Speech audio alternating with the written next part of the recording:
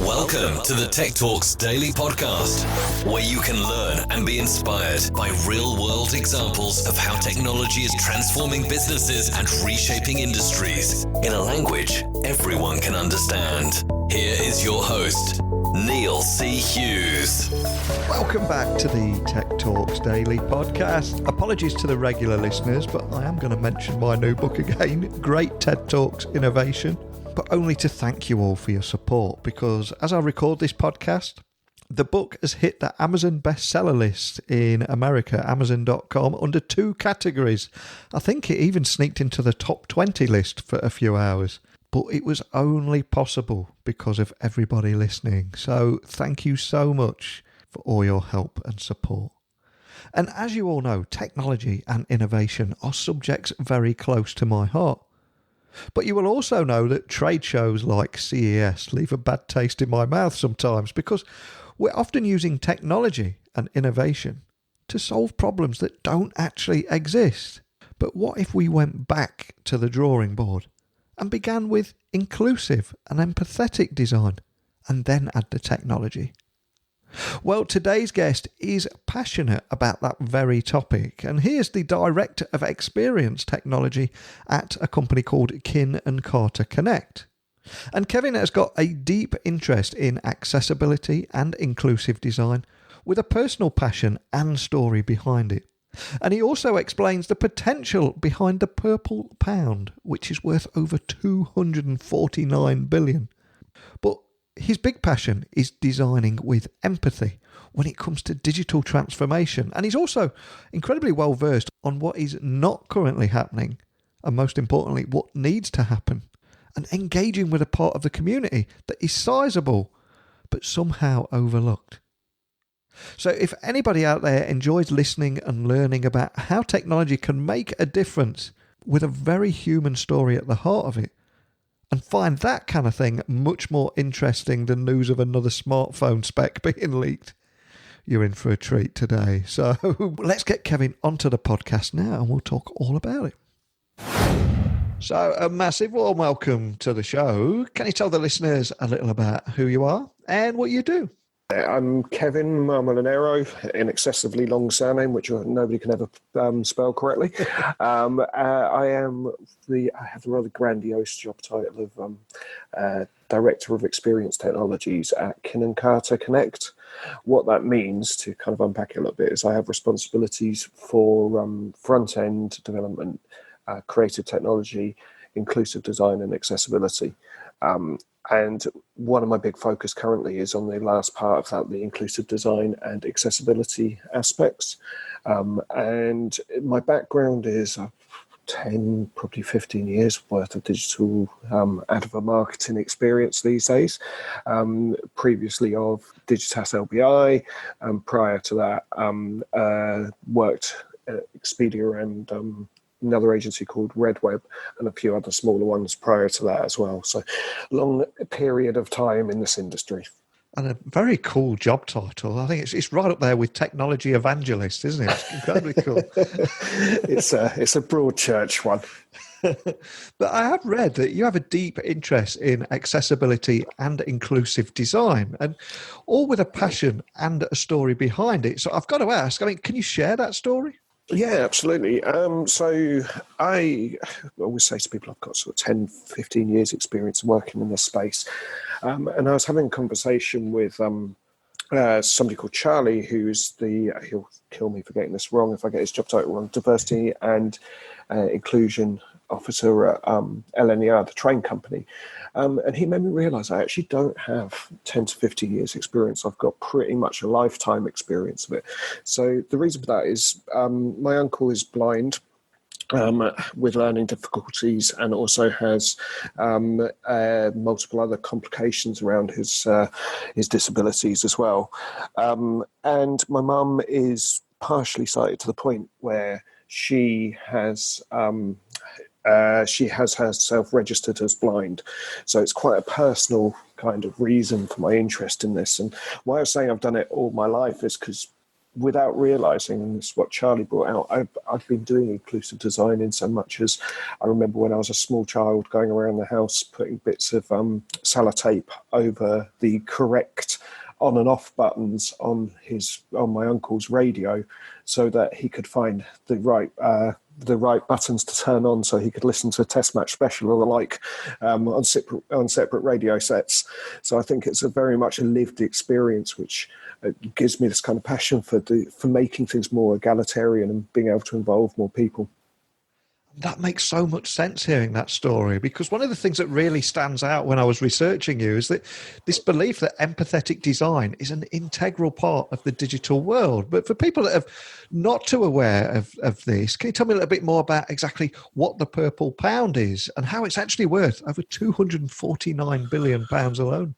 Yeah, so the Purple Pound is a new term for the spending power of people with disabilities. I think it's important here to kind of frame that as well. When we talk of people with disabilities, I think a lot of people immediately or naturally think with the digital world and digital estate, they go to people with vision impairments, etc. Actually, what we're talking about here is something much greater than that. There's a range of various disabilities and impairments that we need to cater for. So the visual is only one part of that. There's visual, there's cognitive, there's motor, and aural as well, which I always mispronounce. And all of these things kind of ladder up into a much greater sphere of people. And I think it's I like to work on the principles of Microsoft put down brilliantly, the temporal, situational, and permanent disabilities. So all of us at some point in time will be suffering from a form of disability, or impairment, whether we know that or not. And a great example to look to is if you're solving a problem for a person who has one arm, you're also solving a problem for a person with a broken arm, or more so somebody who is carrying a handbag or a cup of coffee whilst looking at their phone. So that idea, that principle of the Purple Pound is to cover these groups of people, and the £249 billion is actually only the tip of the iceberg, really. When you start talking about the real value of the Purple Pound and the real value of the spend of people with disabilities, you are looking at a value in the trillions of pounds trillions of dollars, when you start going globally. So I've got to ask, where do you begin to design with empathy when it comes to things like the digital transformation? Because everyone hears about the digital transformation all the time, but this is so much more powerful and has so much meaning behind it as well, and creates so much value to people's lives. So where do you begin to design on something like that?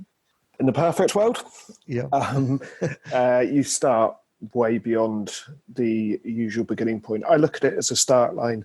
So there are two principles when it comes to thinking about the models of disability.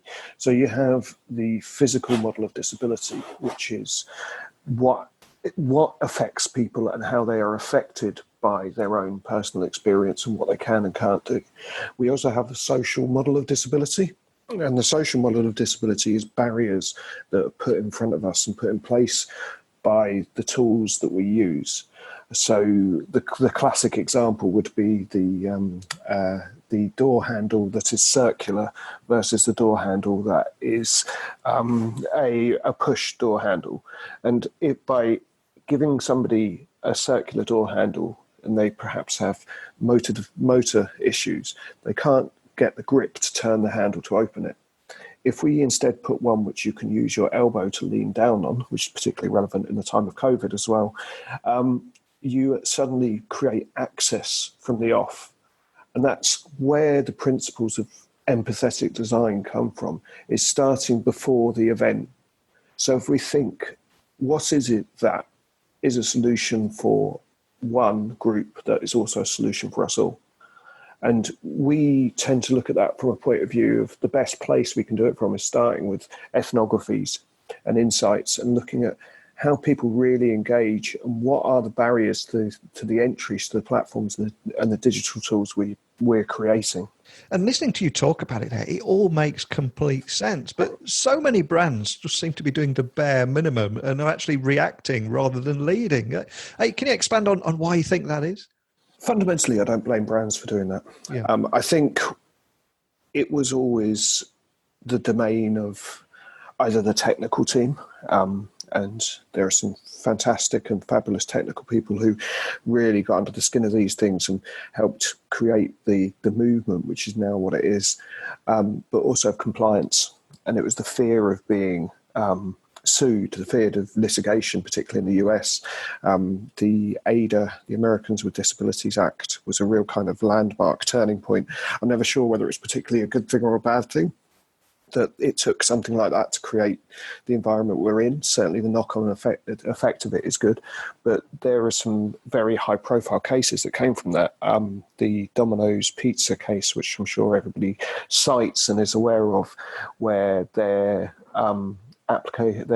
phone app didn't allow somebody with disabilities to purchase, and it was ruled that this was the same as a breach of entry to use an Americanism, bricks and mortar store, and then raised up all the way through the courts through challenges and the rest of it, and has been upheld.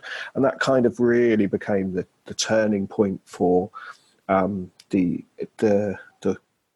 winning the war on how people consider these things.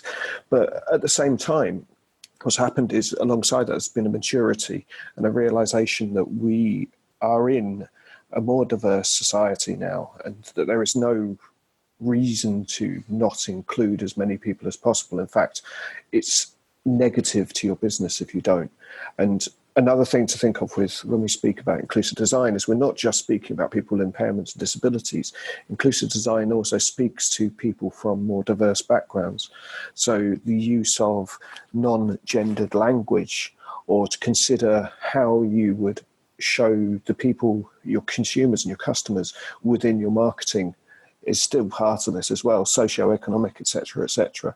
And it's becoming more apparent to more brands that you can't be exclusionary anymore. And that's, in my opinion, how we're kind of coming to the best parts of this and why people are taking it more seriously. Not to mention the spending power is huge. And for any business leaders that are listening, thinking, yes, I completely get it, and yes, we could be doing more, or we should be doing more, but then equally they're faced with shrinking budgets and ruled by the ROI of any investments. Can you expand also on what they're actually missing out on as a result? Because I think that is the key point here that so many brands just don't realise.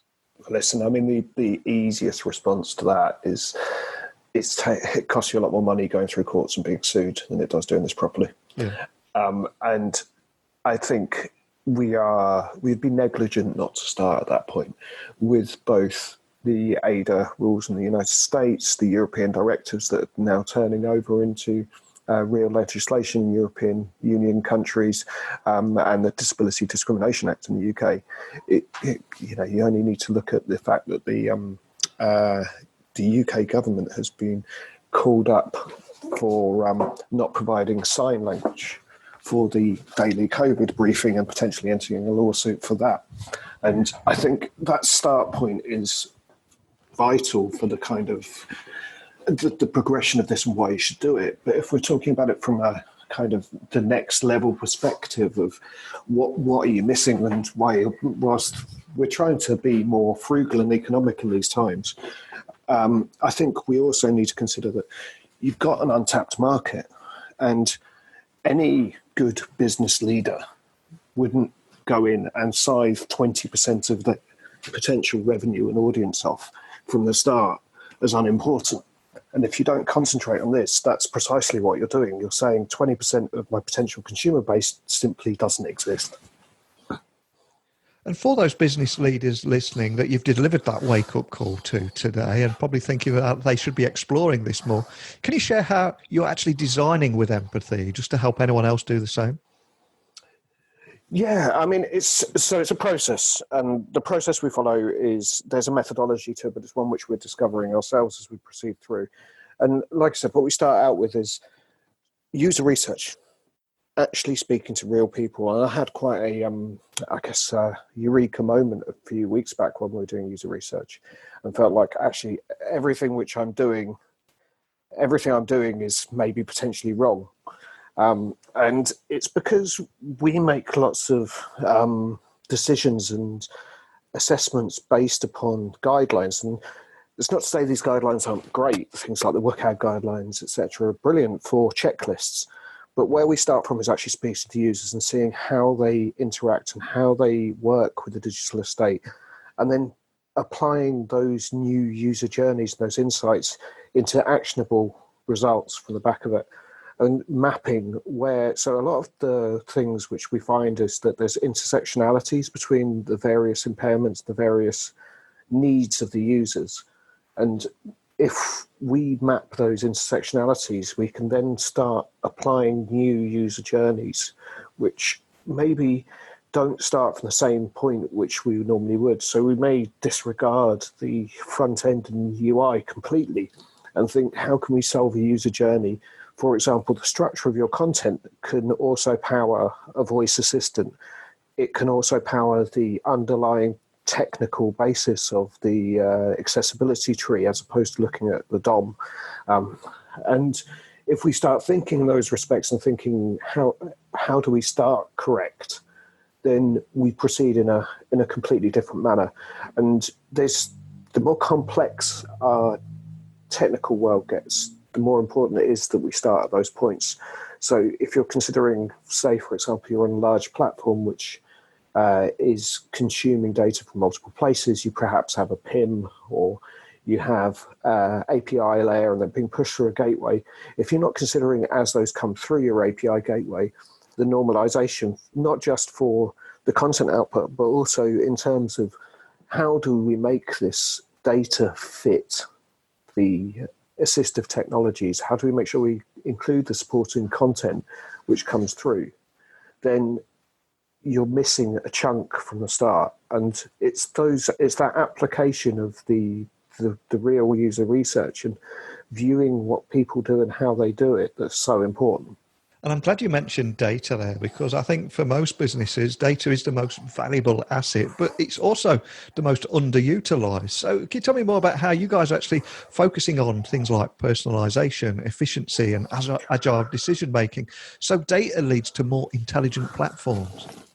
Data is such a complicated thing to talk about when it comes to inclusive design and accessibility. The big problem we have at the moment with these things is that we're not looking at quantitative. It's nigh on impossible to do quantitative data for accessibility.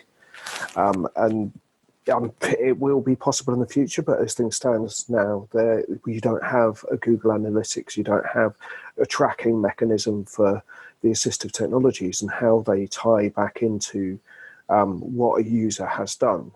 So we're falling back far more into the qualitative world, where we're looking at building KPI success frameworks around what we're doing. And we're looking at research and test and actually speaking to the real users and finding insights from real users to measure against.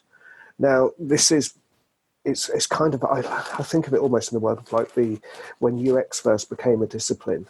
We're in a similar place. We don't have the metrics to do the testing the way perhaps we're now used to say what has and hasn't been successful. 3-4 years down the line, when browsers afford us that opportunity, I'm sure that will be something we were all focusing on.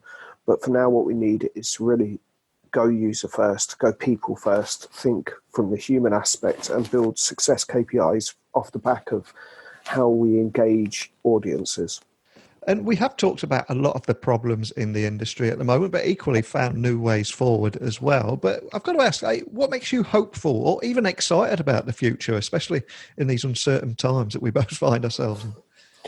I think it's simply the fact that what I'm seeing, there's been a huge turning point in the last, I'd say, year to 18 months, even before COVID, with all of this. And it's been phenomenally exciting to see things like, to step into the marketing world, things like Cannes starting to award people for doing truly inclusive work. IKEA is a fabulous example of that, with their 3D printed widgets, which made their flat pack furniture accessible to people with disabilities. Or if we're looking down the space of kind of how certain VR and AR platforms have started to aid people with different types of impairments to be able to carry out tasks we think are kind of normal everyday tasks. I think that's hugely exciting, and the innovation space around it is massive. I mean, if we consider that the bell curve, the traditional bell curve, is the innovation takes place at the edges of that. And as things stand and where we are now, we are sat at an edge of a bell curve, which we shouldn't be, because by rights society should be represented.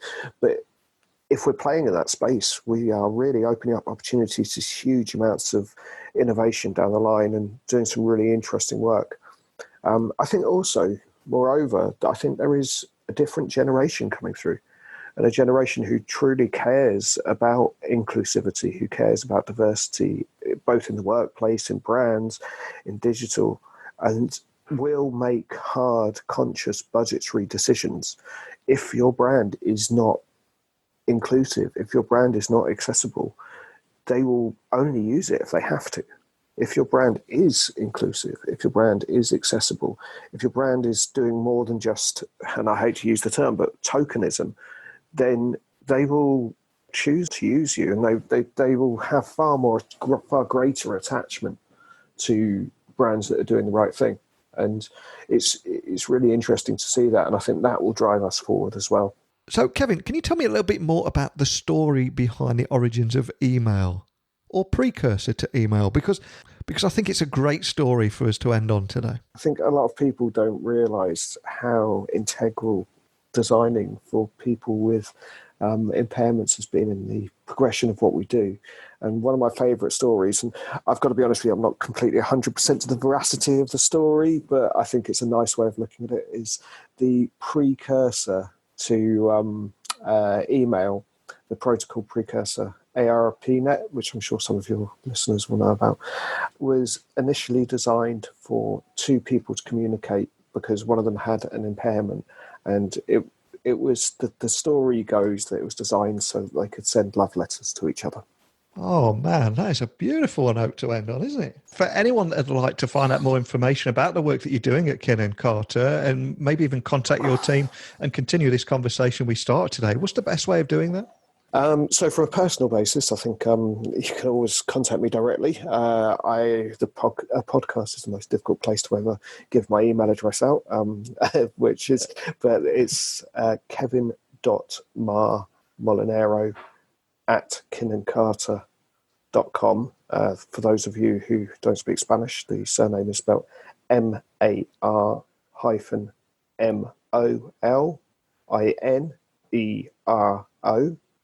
And if you want to kind of generally contact Kin Carta to help us, for us to help you with the advising and engaging you on these new ways of working, then connect.info@kinandcarta.com. And Kin Carta is with a C for the Carta.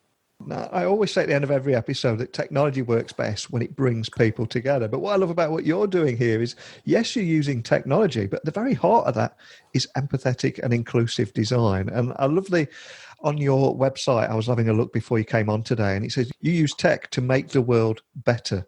Digital by nature, different by design. It's beautiful what you're doing there, and so powerful. But more than anything, just a big thank you for taking the time to share that story with everyone listening today. Thank you. No, thank you so much. It's a pleasure to be on, and it's a real passion project and passion area, and I think it's something which I just love to see more people involved in, more people interested in, and pushing things forward, and it's the right thing to do. Now, I love Kevin's ethos and passion for empathy and inclusive design. And in a society where our differences are increasingly recognised and celebrated, not to mention the fact that we're in a society that is growing older, it is vital from both an economic and ethical perspective that we respond to the changing design priorities that come with that. And we have covered so much ground today, from the problems with accessibility legislation when it comes to digital design, and why so many brands do the bare minimum and are reacting rather than leading. But I think it's so important that we also covered exactly what businesses and brands are missing out on as a result, especially in terms of attracting revenue, innovation and diverse staffing. And finally, for what designing with empathy actually means its benefits, and how they're doing that at Kin Carta too. So if today's conversation resonated with you, please share with me your experiences, and also feel free to contact Kevin, as I know he is genuinely passionate about making a difference here. And maybe, just maybe, listening to this podcast, wherever you are in the world, could just be the stepping stone to you making a difference in this world too. And like I said there, I love it on there at the Kin Connect website and their ethos of using technology to make the world better.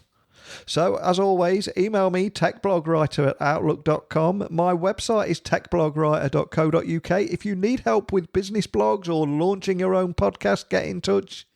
And speaking of which, I've just helped Benny Fowler, NFL Super Bowl champion, who's famous for catching Peyton Manning's last pass. I helped him launch his own podcast called The Quiet Time. So if you're an NFL guy and you want to help build a championship mindset, check that podcast out too.